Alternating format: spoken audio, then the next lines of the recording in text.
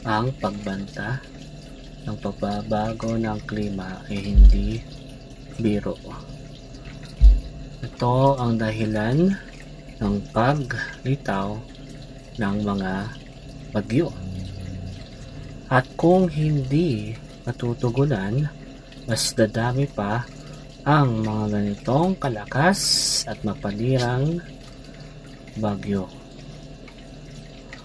Ang La Nina o malakas sa pag-ulan at El Nino o matinding tagtuyo ay magiging madalas din na maaaring resulta sa kakulangan ng tubig at pinsala sa agrikultura.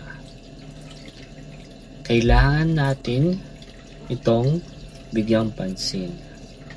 Hindi para sa iyo, hindi para sa akin, kundi para sa susunod na henerasyon.